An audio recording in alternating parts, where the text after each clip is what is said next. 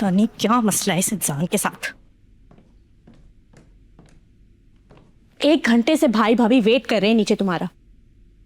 ये सारे ड्रामे ना तुम बाद में भी कर सकते हो, मुझे कोई शौक नहीं है तुम्हारे साथ सर खपाने का। मत आओ, मुझे भी कोई शौक नहीं है तुम्हारी मिन्नतें करने का। और मैंने कल भी फारिस को उस बात पर टोका है। तो कहाँ जाए हम? आपके कहने पर ही ये शादी हुई थी ना? यार तुम दोनों कब तक मुझ पर इल्जाम लगाओगे? तब मैंने सिर्फ एक मशवरा दिया था अम्मा को। मैंने क्या गन पॉइंट पर शादी करवाई थी? और तुम मना कर देती, फारिस मना कर देता, मेरा क्या जाता है? खैर जाता तो अब भी आपका कुछ है ही नहीं, क्योंकि मैं आपकी कुछ लगती जो नहीं। लेकिन एक बात बताएं मुझे, कि मेरी जगह आपकी कोई छोटी बहन होती तब भी क्या आप इस मसले से अपने आप को अलग रखते हैं? हाँ। अच्छा मुझे दोबारा बताओ क्या हुआ था? वही सब कुछ जो हमेशा होता है। किसी को मेरी कोई बात समझ ही नहीं आती, ना मेरे भाई बहन को, ना मेरे माँ बाप को। सबको लगता है कि मैं ओवर रिएक्ट करती हूँ। तो तुम ओवर रिएक्ट करती हो? मैंने तुम्हें खुद देखा है बहुत बुरी तरह शाउट करते हुए, चीजें फेंकते हुए। तो खुद सोचो तुम्हारे बच्चे पर क्या असर होगा। किसी को ये एहसास है कि मैं ये सब क्यों करती हूँ, किस वजह से मुझ पर ये सब असर पड़ा है किसी को एहसास? सुकून से नहाने भी नहीं।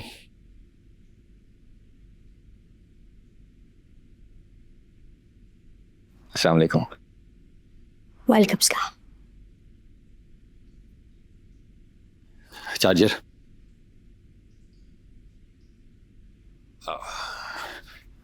टॉवेल यहाँ पता नहीं कौन रख देता है।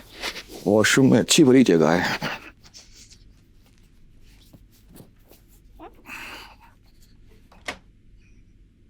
देखो mom, you need help. I know I need help, इसी वजह से मैं यहाँ आई हूँ। नहीं मेरा मतलब है कि तो किसी थेरेपिस्ट से मिलो। तुम्हारा मतलब एंगर का जो इश्यू है वो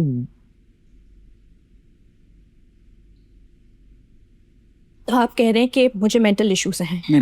आपको लगता है कि मैं दिमागी तौर पर सही नहीं हूँ? हाँ, मेरा जिस तरह फारिस की अम्मी को लगता है, जिस तरह फारिस को लगता है कि मेरे दिमागी मसले, आपको भी ये लगता है। किसी को ये नजर नहीं आ रहा कि ये सब कुछ क्यों हो रहा है। एक्चुअली यू नो व्हाट, मुझे किसी को दिखाने की जरूरत नहीं है, फारिस को दिखाने की जरूरत है।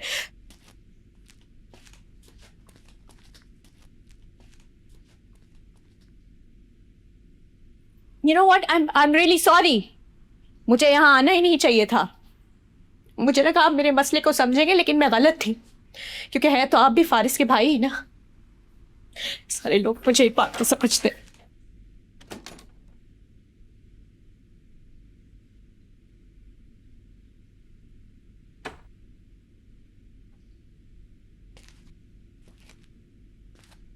इतने मेहमानों को बुला लिया है एनिवर्सरी पे तुमने, क्या जवाब देंगे लोगों को हम? देखो बेटा, अपना और हमारा तमाशा ना बनाओ लोगों के आगे। मेरी बात मान लो बेटा, जाओ जाओ किसी तरह से माँ हमको मना के ले आओ। मैं नहीं जाऊंगा उसे मनाने। उसके सामने जाने का सोचकर मेरे तो हाथ पांव कांपने लगते हैं। आपको पता तो है वो गुस्से में इतनी अग्रेसिव हो जाती है, ऐसा लगता है या तो वो खुद को मार देगी या तो मुझे। तुम दोनों के इस तमाशे में पता है फजर रुल रही है। उस बेचारी नन्ही सी जान का ही थोड़ा सा ख्याल कर लो। मैं भी तो आपकी औलाद हूं। मेरा ख्याल किया आपने? एक नफ्सियाती मरीजा को मेरे पल्ले बांध दिया आप लोगों ने। इसी बकपक से बचने के लिए मैंने शादी नहीं की और आप किसी और की शादी के बकपक मुझे घसीट रही हैं। तो छोड़ दे उन दोनों को अपने हवाले।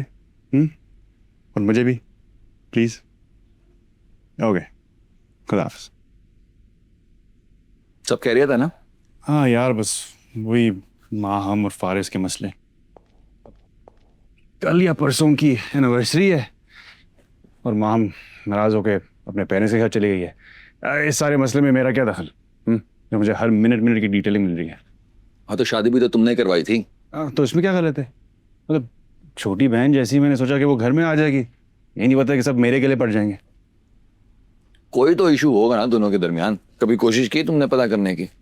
लेकिन ये मेरा मसला नहीं है। तुम्हारा मसला है।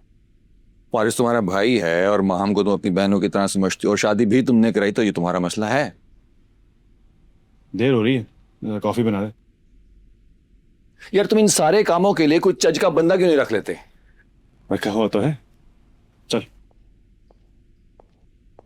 मैं तुम्हारा गुलाम नहीं हूं कि जो तुम कहोगे करता फिरूंगा।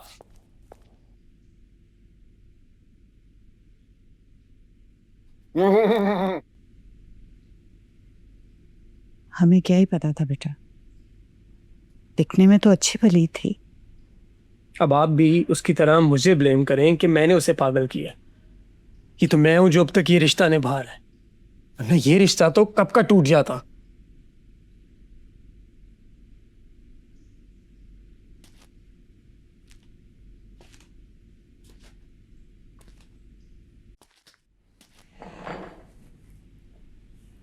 अच्छा देखो, एक बार मेरे कहने पे उसे मना लाओ। मैं भी भाईजान से बात करती हूँ कि उसे समझा बुझा कर भेजें। गरम दिमाग और बदजुबानी के साथ घर नहीं बसते। एक दफा बस चले जाओ।